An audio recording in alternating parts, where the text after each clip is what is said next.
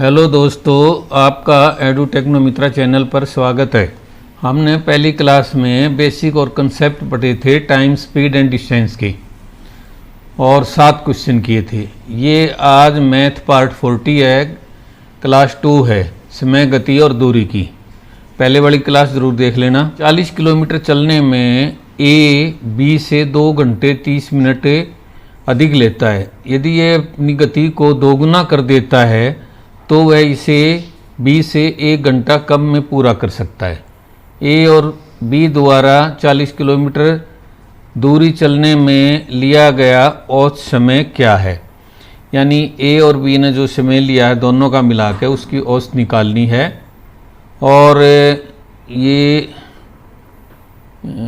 अभी ए पहले तो 2 घंटे 30 मिनट अधिक लेता था, अब उसने स्पीड अपनी डबल कर दी तो 1 घंटा कम लेने लग गया। तो टोटल टाइम डिफरेंस कितना हो गया? पहले था मोर, ये आवर और ये मिनट, 2 आवर 30 मिनट। और उसके बाद डबल स्पीड करने पर लेस लेने लगा, 1 आवर। तो टोटल डिफरेंस 3 घंटे 30 मिनट का हो गया। अब या 3.5 आवर कह लो। अच्छा, अब स्पीड और जो टाइम का रिलेशन है ना, इन्वर्सली प्रोपोर्शनल होता है। अगर स्पीड आधी कर दी तो टाइम जो है ना 2t हो जाएगा, यानी डबल हो जाएगा। और अगर स्पीड डबल कर दी 2s होगी तो टाइम t/2 हो जाएगा। अब इसने स्पीड डबल की है, इसका मतलब आधा टाइम बच गया। आधा टाइम बच गया मतलब 3.5 आवर, 3.5 आवर बच गए। तो इसका मतलब 3.5 आवर लगते थे। अभी डबल स्पीड करने पे 3.5 आवर लगे, 3.5 आवर हमने बचा लिए। तो जब स्पीड s थी तो उस वक्त t टाइम लग रहा था, स्पीड s थी तो t टाइम लग रहा था। इसका मतलब t टाइम हो गया हमारा डबल हो गया, इसका 2 गुना 3.5 यानी 7 आवर्स लग रहे थे। स्पीड डबल हुई तो टाइम हाफ हो गया 3.5। तो ये 7 आवर लग रहे थे ए के, तो ए का टाइम आ गया, ए का टाइम बराबर है 7 आवर्स। अब ए जो है बी से 2 घंटे 30 मिनट ज़्यादा लेता था, तो बी का टाइम हो गया 2.5 घंटे घटा लो इसमें तो 4.5 घंटे, इतने आवर्स बी ले रहा था। अब कह रहा है औसत निकालना है, तो 2 क्वांटिटी है, दोनों को ऐड करके 2 से डिवाइड कर देंगे तो एवरेज टाइम आ जाएगा। एवरेज टाइम बराबर है 11.5 डिवाइडेड बाई 2 बराबर है 5.75 आवर। और 5 आवर 45 मिनट, क्योंकि 60 मिनट का आवर होता है। ये हमारा A is the right answer. Next question, a boy increases his speed 9/5 of his original speed. मान लो उसकी ओरिजिनल जो थी, ओरिजिनल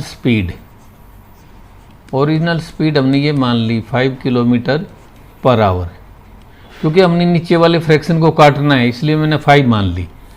अब original speed 5 kilometre per our थी, तो न्यू स्पीड होगी, न्यू स्पीड बराबर है 5, इसका 9/5, 5 से 5 कट गया तो 9 किलोमीटर पर आवर होगी। अब आपका ये इंक्रीज हो गया, इंक्रीज इन स्पीड बराबर 9 - 5 बराबर है 4 किलोमीटर पर आवर। ये आपका इंक्रीज है। कितने के ऊपर है ये? पहले स्पीड 5 थी, 5 के ऊपर इंक्रीज हुआ है। तो अब कॉरेस्पॉन्डिंग वैल्यू मेथड ये हमने पढ़ा था, टाइम एंड स्पीड में ही पढ़ा था, प्रतिशत में पढ़ा था और कई जगह काम आता है। तो इंक्रीज बराबर है 4/5, 5 के ऊपर 4 हुई थी, तो कोरस्पॉन्डिंग डिक्रीज होएगी, ये x है, ये y है, x अपॉन में x प्लस y, तो 4/9 होगी। अब 4 की वैल्यू हमारे पास है, 40 मिनट्स पहले पहुंच गया 4, ये इसका इंटू 10 है, तो अभी 9 को भी हम इंटू 10 करेंगे, तो ये 9 के लिए आ जाएगी value 90 minute. C is the right answer. Next question, अब ये कह रहे हैं कि ये डिस्टेंस है, ये डिस्टेंस है, इधर P है और इधर Q है। ये था 240 किलोमीटर, कब 9:00 AM सुबह 9 बजे, और इसकी दूरी 240 किलोमीटर है। तो 1 घंटे के बाद, 1 घंटे के बाद P चलता है, यानी ये Q है और ये P है। 1 घंटे का मतलब 10 बजे, 10 AM पर P चला और ये 11 होएगा, ये 10 AM यहाँ 10 AM पे P चला और 1 घंटे में 25 किलोमीटर चला गया, 1 घंटे में 25 किलोमीटर चला गया, जैसे क्वेश्चन में दिया हुआ है। Q की ओर बढ़ना शुरू करता है 25 किलोमीटर प्रति घंटा की रफ्तार से, तो 1 घंटे में 25 किलोमीटर चला गया। उसके बाद 11 बजे ये Q इधर से चलना शुरू करता है 11 AM पर, और अब ये P इधर से चल ही रहा है, तो यहाँ पर नेट इफेक्टिव स्पीड जो है, नेट इफेक्टिव स्पीड दोनों एक दूसरे की तरफ बढ़ रहे हैं, तो ऐड हो जाएगी। इसकी 25 है और उसकी 18 है, तो 43 किलोमीटर पर आवर। अब डिस्टेंस कितना रह गया बाकी, 25 किलोमीटर तो चला गया, तो ये 215 किलोमीटर रह गया, 240 में से 15 किलोमीटर का डिस्टेंस रह गया। अब इसमें आप टाइम निकाल दो, टाइम ही तो बताना हमने, टाइम बराबर है डिस्टेंस अपॉन में स्पीड बराबर है 5 आवर। अब वो 5 घंटे के बाद आपस में मिल जाएंगे, मान लो यहाँ मिलेंगे, तो 5 घंटे के बाद वो मिल जाएंगे। अब कह रहा है किस समय मिलेंगे, अब आपने समय बताना है, तो दोनों किस टाइम चले थे, 11 AM पे चले थे। यहाँ के बाद 25 किलोमीटर के बाद ये भी 11 AM पे चला, ये भी 11 AM पे चला, और 5 घंटे का आवर है, तो 12 होने में 1 घंटा हो गया, तो उसके बाद 4 घंटे और हो गए, यानी 4 PM इस टाइम पे वो मिलेंगे। नेक्स्ट क्वेश्चन, 3 कारें बिंदु X से, ये बिंदु X है, यहाँ से 3 कार हैं, ठीक है। एक की स्पीड है 30 किलोमीटर पर आवर और दूसरे की स्पीड है 20 किलोमीटर पर आवर और तीसरी की स्पीड है 15 किलोमीटर पर आवर। उनकी औसत गति का पता लगाएं। अब तीनों की हमने औसत गति बतानी है, ये एक्स पॉइंट से चली है औसत गति, तो फार्मूला है हार्मोनिक मीन, मैंने कंसेप्ट में कराया था, क्लास 1 देख लेना।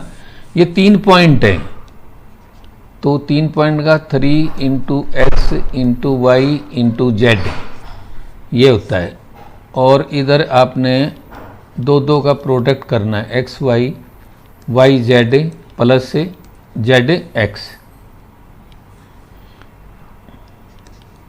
तो 3 × 15 × 20 × 30 अपॉन में x और y 300 हो गए, प्लस में y और z 600 हो गए, और प्लस में x और z 450 हो गई।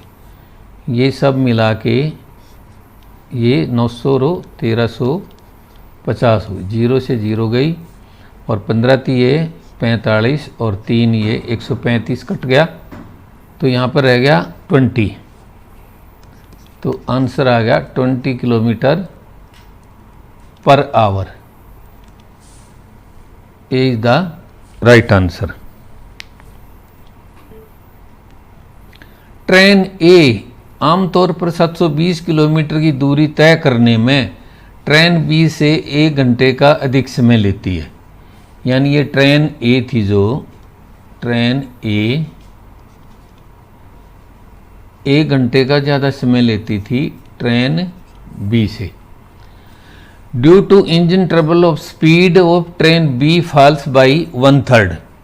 बी के इंजन में कोई प्रॉब्लम होगी तो स्पीड इसकी 1/3 डी 1/3 जो है ना लेस होगी। तो उसका क्या असर पड़ा कि ए से 3 घंटे लेट, यानी बी ने ए से 3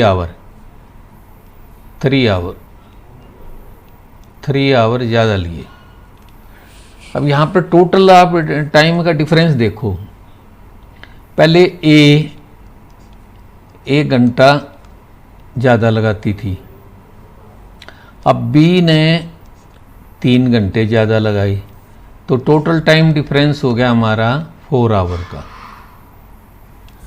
अब कॉरेस्पॉन्डिंग वैल्यू मेथड से निकलेगा सवाल। इसमें डिक्रीज इन स्पीड हुई 1/3, तो डिक्रीज इन स्पीड किसकी है? ट्रेन बी की, ये 1/3। तो इंक्रीज इन टाइम, अगर स्पीड घट गई तो टाइम तो इंक्रीज होगा बी का, तो ये हो गया 1/4। और यहाँ पर ए की वैल्यू है 4 आवर, ये यहाँ दी है, 2 है, ये 4 है, तो 2 को भी हम इंटू 4 करेंगे तो 8 हो गया, 8 आवर आ गए। अब ये 8 आवर जो टाइम आया है, ये टाइम आया है बी का, टाइम ऑफ ट्रेन बी है ये। तो टाइम ऑफ ट्रेन ए बराबर है, वो 1 घंटा ज़्यादा लेती तो 9 आवर। अब ट्रेन की वो बतानी है स्पीड। अब स्पीड ऑफ ट्रेन ए बराबर डिस्टेंस अपॉन में time 80 kilometre per hour, A is the right answer. Next question, A और बी एक ही समय में क्रमशः एक्स और वाई स्थानों से एक दूसरे की ओर बढ़ना शुरू करते हैं। ये पॉइंट है वाई और ये पॉइंट है एक्स। ए इधर से आ रहा है और बी इधर से आ रहा है, एक ही समय में आ रहे हैं। ए की स्पीड 20% ज़्यादा है बी से, जो ए की स्पीड है एज स्पीड 20% मोर। यानी हम ये कह सकते हैं जो स्पीड की रेशो बनाएंगे एस ए अपॉन में एस बी, इसको हम 120 ले लें तो ये 100 होगी, तो इसको हम काटेंगे तो 6/5 होगी। अब ऐसे रेशो में ये इन्वर्सली प्रोपोर्शनल होते हैं टाइम के, तो इसको इस फार्मूले से हम निकाल लेंगे। मैंने कंसेप्ट में ये फार्मूला बताया था, बी है तो टाइम इसका ऊपर आएगा और ए का नीचे आएगा और इसका होएगा रूट। अब इनकी वैल्यू भरते हुए ये 6/5 और टी बी का टाइम है ए का, बी का टाइम एक्स क्योंकि टी बी लेना ऊपर, नीचे टी ए लेना है, तो 2 दूनी 4 1 5/2, ये 5/2 हो गया। तो ये उल्ट के 2x अपॉन में 5 हो जाए। अब यहाँ ये रूट लगाना, ये रूट है तो इनका स्क्वायर कर देते हैं रूट को हटाने के लिए। 36/25 हो गया वो इधर 2x/5 हो गया। अब क्रॉस मल्टीप्लिकेशन करेंगे 50 हो जाएगा, 50x ये और ये 36 × 5। तो इस हिसाब से 50 नीचे चला जाएगा, 36 × 5 अपॉन में 50, इसको 10 से कट गया, ये 5 आ गया, ये 18 आ गया और ये हो गया 18/5, 3 सही 3/5 आवर्स। ये x का मान आ गया। A is the right answer.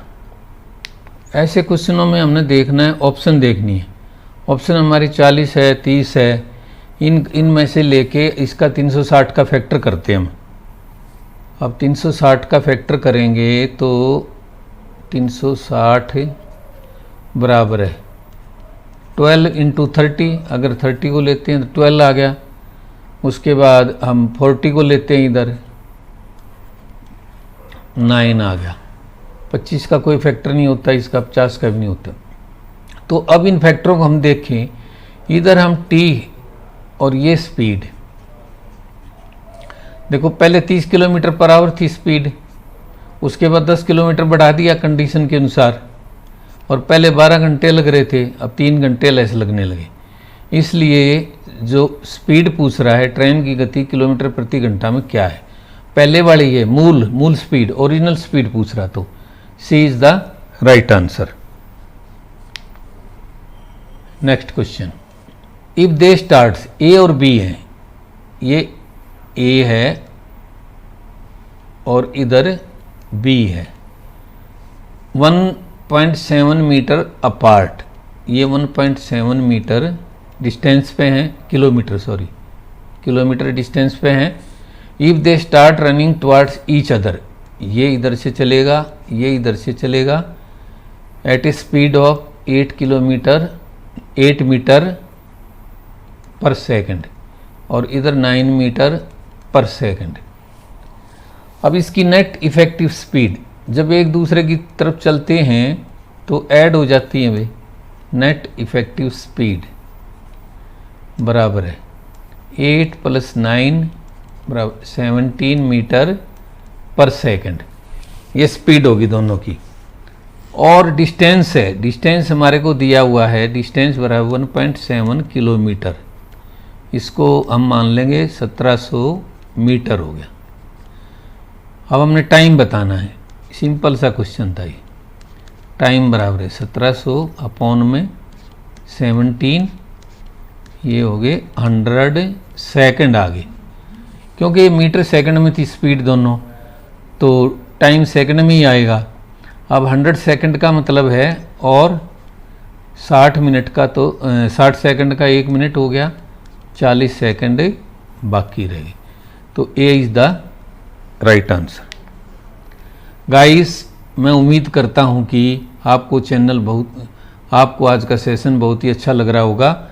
Like, share and subscribe the channel, और आपका कोई डाउट हो तो कमेंट्स ज़रूर करना। Next question, a person travel a distance of 300 kilometre and then returns to the starting point. The time taken by for the outward journey is 5 hour more than the time taken for the return journey. ये कह रहा कोई भी आदमी है, ये एक आदमी है, ये यहाँ से चला, इसको 5 आवर लगे, कोई भी स्पीड है, डिस्टेंस था 300 किलोमीटर, और जब ये वापस आया, वापस इधर आया, तो इसको the time taken by him for outward journey is 5 hour more. ये 5 आवर मोर है जो टाइम इधर लगा, इधर जो टी लगा, टी से 5 घंटे ज़्यादा लगे, जब स्पीड इधर 10 किलोमीटर पर आवर बढ़ा दी थी। ये वही क्वेश्चन है जो पीछे किया था। इसमें फिर आप फैक्टर करो, 300 के आप फैक्टर करो, 300 के फैक्टर आ गए आपके 15 × 20, और दूसरा फैक्टर हो जाएगा 10 × 30। ये देखो मैंने यहीं से उठाया, 15 को उठाया, 30 को उठाया। अब यहाँ देखो ये इधर स्पीड है और इधर ये टाइम है। ये 20 थी स्पीड पहले, फिर 30 होगी, 10 किलोमीटर पर आवर बढ़ा दी, और टाइम 15 घंटे, आउटवर्ड में 5 घंटे ज़्यादा लगे रिटर्न बैक में। अब ये आगे पूछ रहा है तो पूरी यात्रा के लिए औसत गति किलोमीटर प्रति घंटा में क्या है। अब मैंने आपको बताया था कंसेप्ट में, हार्मोनिक मीन बराबर है, दो क्वांटिटी होंगी तो 2 into x into y upon में x प्लस वाई। अब 2 इंटू जाते दफ़ा स्पीड 20 थी, आते दफ़ा 30 थी, और 20 प्लस 30 ये हो जाएगा 50। 0 से 0 कट गई, 5 से इसको काट दो, 5 चौक 20, 4 दूनी 8 थी, ये 24 किलोमीटर पर आवर औसत हो गया बोथ साइड का। ये is the right answer. Guys मैं उम्मीद करता हूँ कि सेशन बहुत ही अच्छा लग रहा होगा, और किसी तरह का डाउट हो तो आप कमेंट्स ज़रूर करना, हम आपका डाउट दूर करेंगे। ये train 125 kilometre long passes a man running at 5 kilometre per our in the same direction. दोनों ट्रेन भी, ये ट्रेन इधर ही जा रही है और एक आदमी इधर ही जा रहा है, जिसकी स्पीड है 5 किलोमीटर पर आवर, यानी ये 5 किलोमीटर ट्रेन की स्पीड को कम करेगा in the same direction in which train is going in 10 second, और 10 सेकंड में इस आदमी को ये पार कर जाती है। 10 सेकंड में, 10 सेकंड में पार कर जाती है। The speed of the train is, train की स्पीड बतानी है। पहले हमारी वो इफेक्टिव स्पीड आएगी, ठीक है। इफेक्टिव स्पीड निकालते हैं हमें,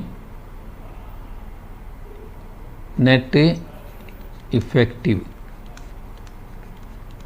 स्पीड और रिलेटिव स्पीड लगा लो, रिलेटिव स्पीड भी कह देते हैं इसको, बराबर है ये 120 मीटर लॉन्ग। इसकी अपनी लंबाई को किसी भी, मान लो कोई आदमी है, उसको पार करने के लिए इसको अपनी, ये मान लो ये आदमी है,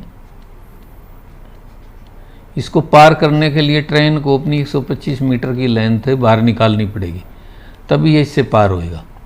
तो डिस्टेंस हमारा है 125 और मीटर में है, और 10 सेकंड टाइम है।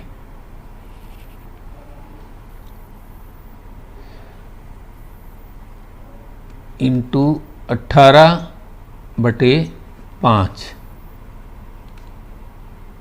ये इसको हम बदलेंगे किलोमीटर पर आवर में, 25, 5, 9 और 5 से ये कट जाएगा 5, ये बराबर है 45 किलोमीटर पर आवर।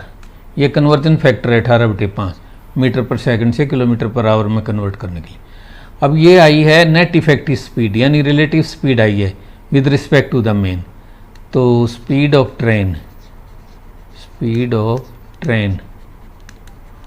बराबर है 45 प्लस में 5 आदमी कम कर रहा था इसकी, तो 50 किलोमीटर पर आवर।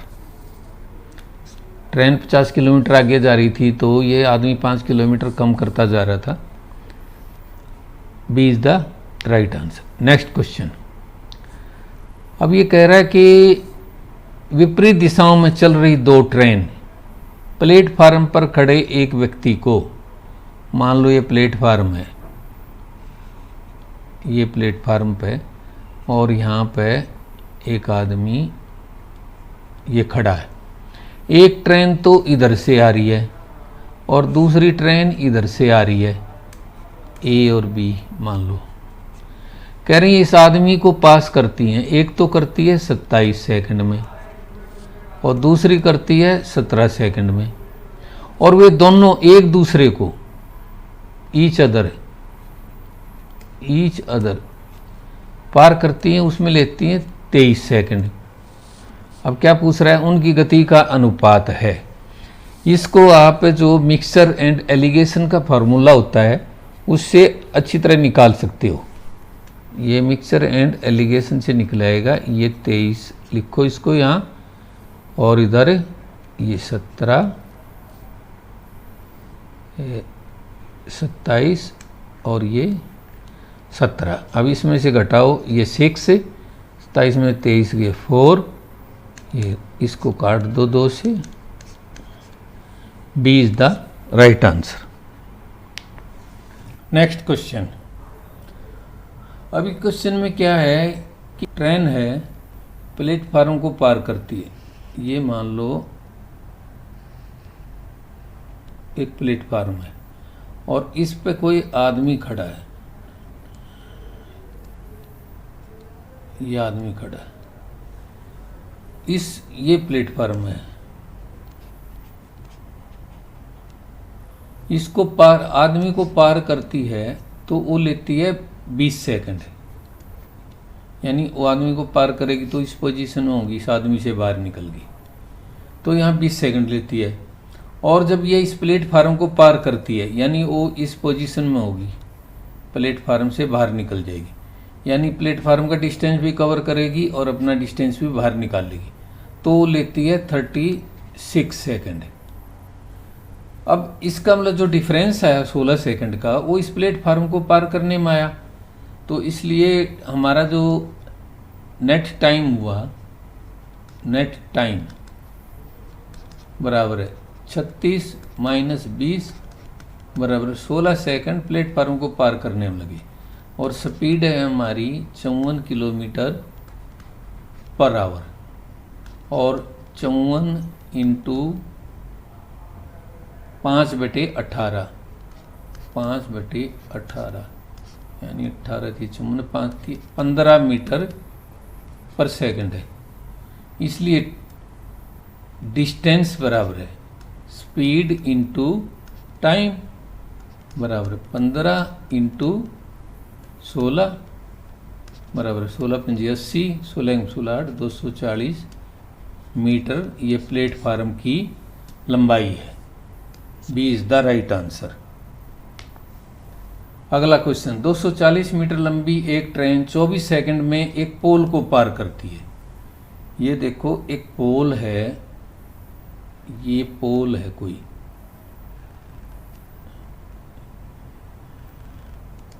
ये पोल है, इसको पार करती है कोई ट्रेन। यहाँ से ट्रेन आ रही है, इसको पार करती है तो वो इस पोजीशन में आ लेगी तब पार मानी जाएगी। और उसमें टाइम ले रही है 24 सेकंड, 24 सेकंड का, यानी वो अपनी लेंथ को पोल से बाहर निकाल लेगी तो पोल पार हो जाएगा।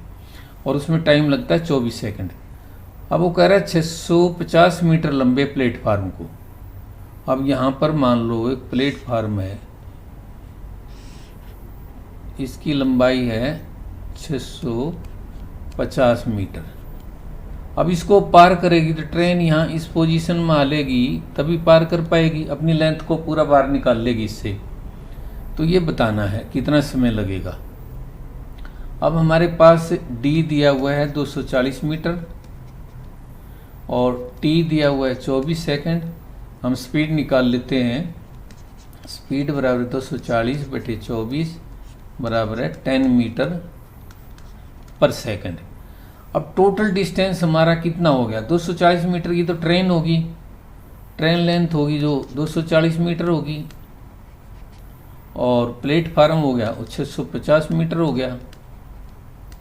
यानी उस ट्रेन को 890 मीटर पार करने।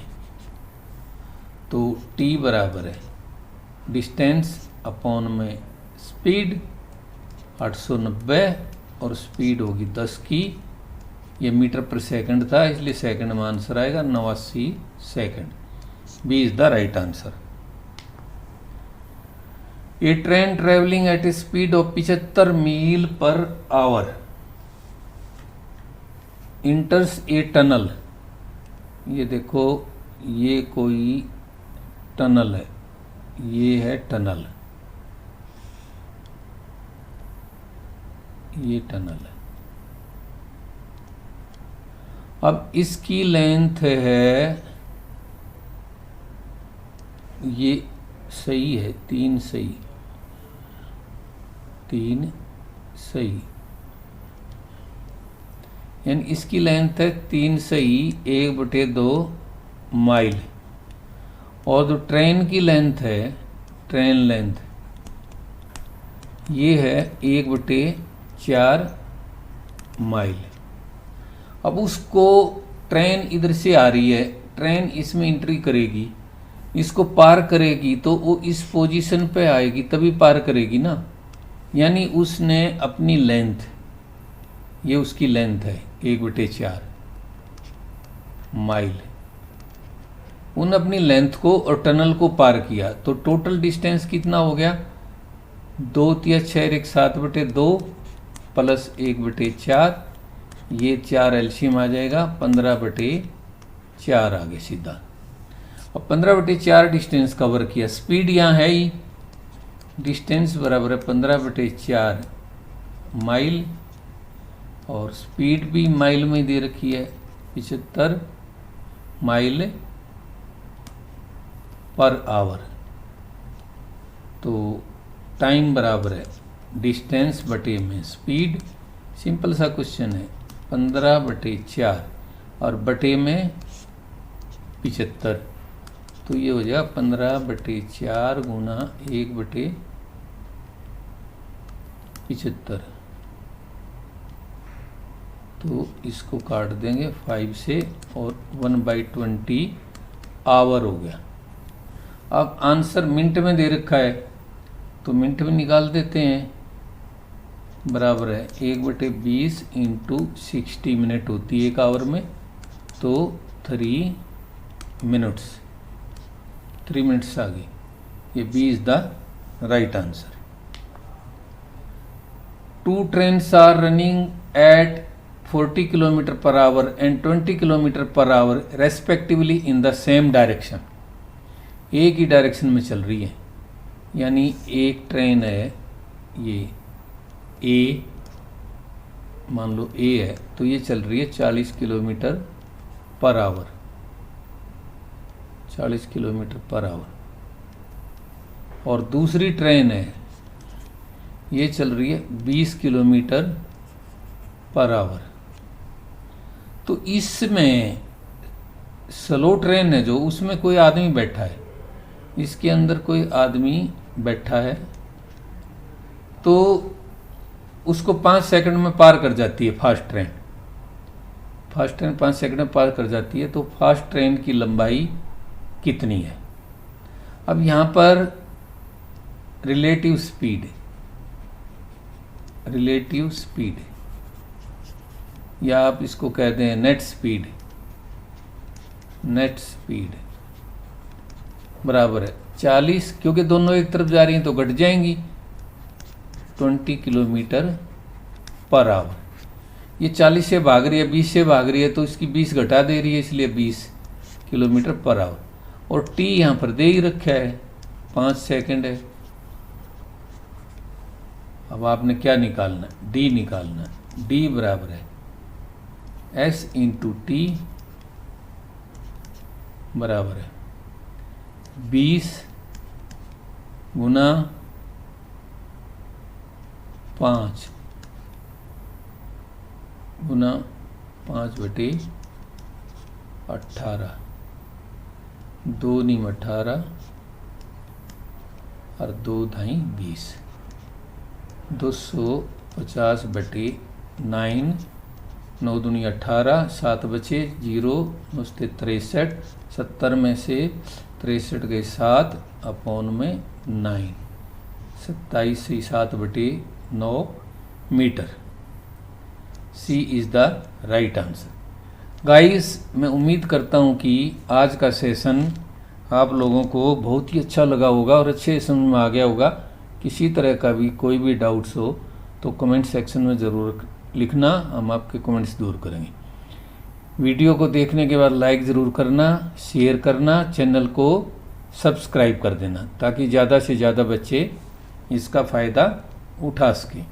और लेटेस्ट नोटिफिकेशन के लिए बेल आइकॉन को दबाना ना भूलें। Thank you.